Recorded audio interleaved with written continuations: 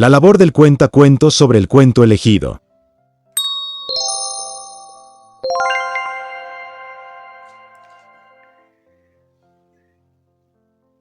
Tres cosas, tres procedimientos que un cuentacuentos sigue cuando trabaja con su cuento. Por ejemplo, hay narradores de cuentos que inventan sus propios cuentos, tienen esa capacidad de crear conflictos, personajes, argumentos, le dan su toque y crean sus propios cuentos.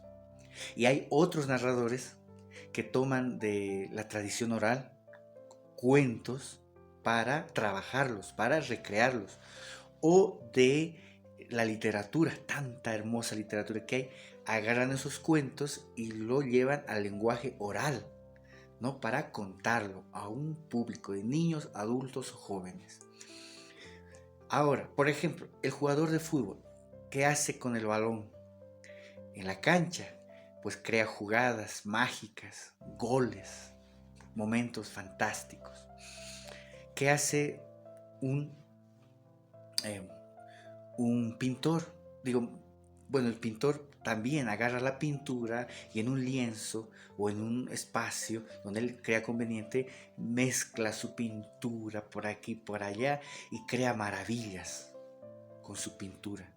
O el artista que hace ollas de barro, vasijas de barro, muñecos de barro, no diremos muñecos, obras de arte, figuras de barro. Agarra el barro, lo moldea, le pone humedad, lo trabaja, no es un rato, y crea obras hermosas como las que hay en nuestra cultura aymara, quechua, de antes, y no sé, en nuestras culturas latinoamericanas, en la boliviana, pucha, hermosa, Tiwanaku, esas bellezas que han quedado. Ahora, ¿qué hace un cuentacuentos con su cuento? Con el cuento que agarra. En el caso, hoy quiero hablar en este taller de cuentacuentos, ¿qué haces con el cuento literario? Hoy quiero tomar el cuento literario, un cuento que digamos tú has ido leyendo, has ido buscando por aquí, por allá. No todos los cuentos son para contarlos, uno los disfruta, pero hay algunos que tú ves, el narrador se encuentra con un cuento y dice, qué hermoso cuento, este cuento escrito quiero llevarlo al lenguaje oral para contarlo.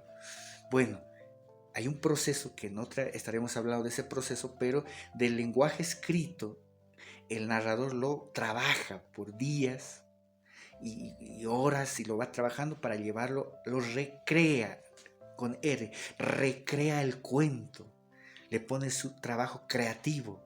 El narrador recrea el cuento, lo amasa, lo recrea con su imaginación, con su creatividad, le trabaja la estructura, los personajes, las voces, los ritmos, las pausas, el modo de iniciar el cuento, los climas que crea, y las palabras que usa, lo adapta, recrea el cuento sin cambiarle la estructura, el mensaje, digamos, sin cambiar la idea del cuento del autor, pero también le mete algo de sí, le mete de su personalidad, le mete de su punto de vista, de sus vivencias y recrea el cuento para llevarlo al lenguaje oral.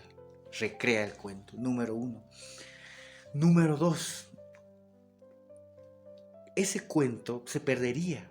No todos los cuentos están en internet escritos, no todos los cuentos de la tradición oral están en internet o en las bibliotecas también se pierden, se extravían o se cierran las bibliotecas y los cuentos desaparecen. Miles habrán desaparecido de la oralidad, de lo escrito, se han perdido en el tiempo.